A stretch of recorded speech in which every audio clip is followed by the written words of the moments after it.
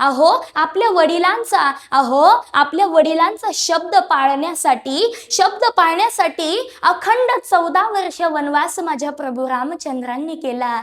14 वर्ष वनवास त्या ठिकाणी भोगला, परंतु थोडी सुद्धा तक्रार माझ्या प्रभू रामचंद्रांनी केलेली नाहीये. एवढा त्या व्यक्तीमध्ये बदल झाला की त्या दिवसापासून तो सत्यनीतीने वागू लागला. रामकृष्ण हरी, मी राधा किशोरी दुसाने. आज आपण या व्हिडिओमधून जाणून घेणार आहोत रामनवमी बद्दल माहिती.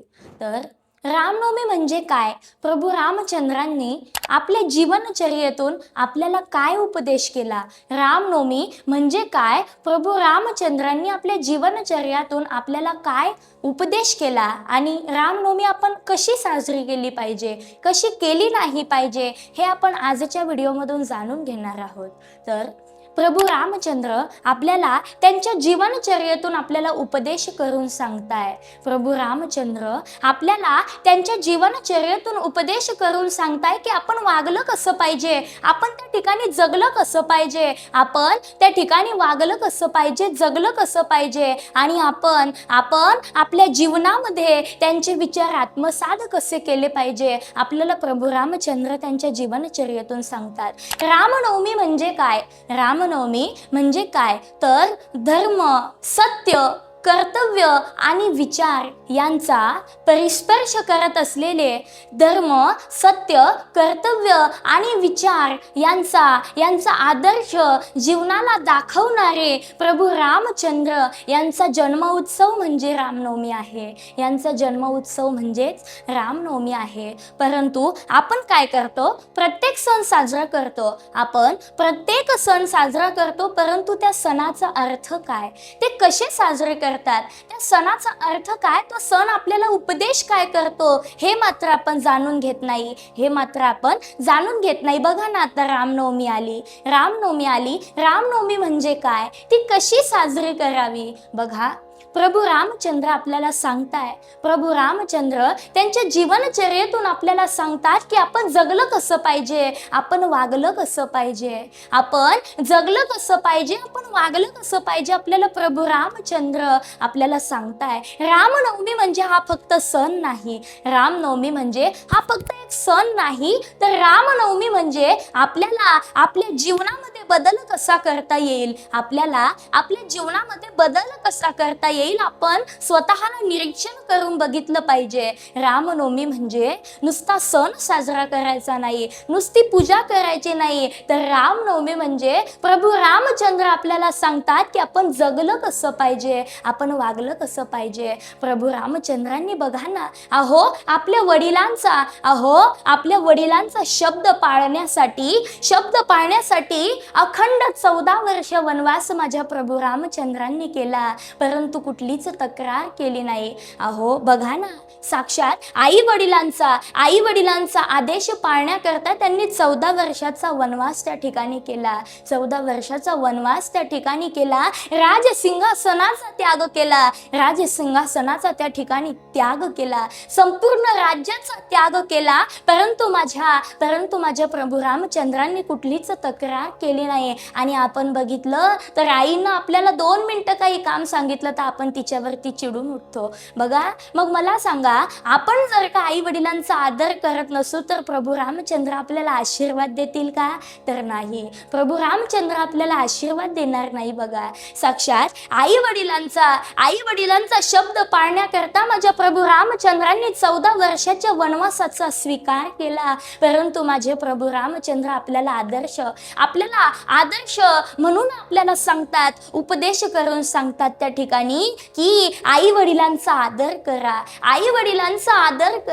यापुढे आपल्याला प्रभू रामचंद्र सांगतात, याही पुढे जाऊन प्रभू रामचंद्र आपल्याला सांगतात की नाही त्या वर्तती घडवू नका, जे आहे त्याचा योग्य वापर करा. नाही त्या वर्तती घडवू नका, जे आहे त्याचा योग्य वापर करा. बघा, माझ्या प्रभू रामचंद्रांनी किती संयम ठेवला, किती संयम ठेवला.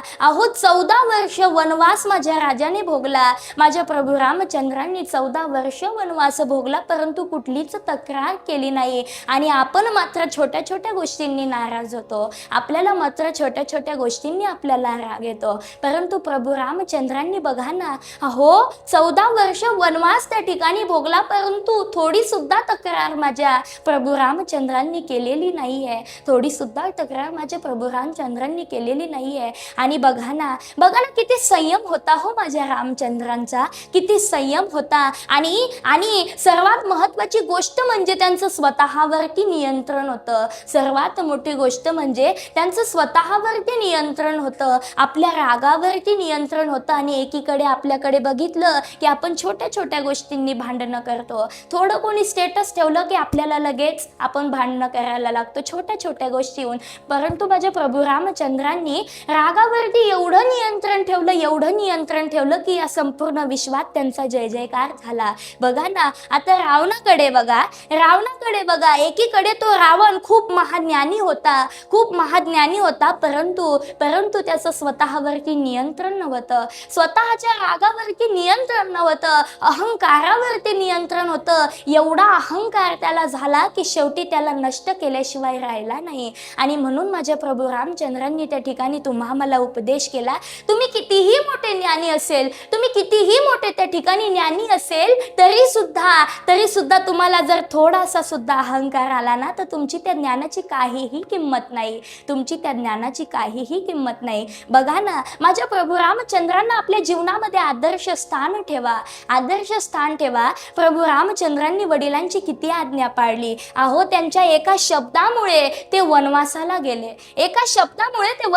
गेले आणि आपल्याला थोडं काही सांगितलं की बाबा हे कर, वडिलांनी सांगितलं की आपण ते ऐकत नाही. माझ्या प्रभू रामचंद्रांनी किती संयम ठेवला, किती त्या ठिकाणी आई वडिलांची आज्ञा पाळली, किती त्या ठिकाणी संयम ठेवला प्रभू रामचंद्रांनी. बघा, एकदा काय झालं, एक भक्त होता, तो बाहेर गेला की जय श्रीराम, कुठं गेला की जय श्रीराम. म्हणजे तो प्रत्येक वेळोवेळी, प्रत्येक वर्णावरती, प्रत्येक क्षणोक्षणी प्रभू रामचंद्रांचं नाव घ्यायचा. परंतु तो घरी आला की आई वडिलांना उलटून उत्तर द्यायचा, आई वडिलांना ओरडायचा, खोटं बोलायचा. आणि त्याच दिवशी प्रभू रामचंद्र त्याच्या स्वप्नामध्ये आले आणि त्याला म्हणू लागले की तू माझं एवढं नामस्मरण करतो, परंतु तुझ्या नामस्मरणाला अर्थ नाही. अरे सत्यनीतीसाठी जगलो मी आणि तू खोटं बोलतोस. अरे माझ्या वडिलांकरता, माझ्या वडिलांचा एकच शब्द मी पाळला की वनवासाला 14 वर्ष गेला. परंतु तू घरी आल्यावरती आई वडिलांवरती आरडतो, आई वडिलांना उलटून उत्तर देतो, आई वडिलांना नाही ते बोलतो. सांग, तुला प्रभू रामचंद्र प्रसन्न होतील का? आधी त्याला खूप आनंद झाला की प्रभू रामचंद्र माझ्या स्वप्नात आले, मी खूप भाग्यवान असेल की प्रभू रामचंद्र माझ्या स्वप्नात आले. पण ज्या वेळेस प्रभू रामचंद्रांनी त्याला त्या स्वप्नामध्ये उपदेश केला, त्यावेळेस मात्र तो रडायला लागला.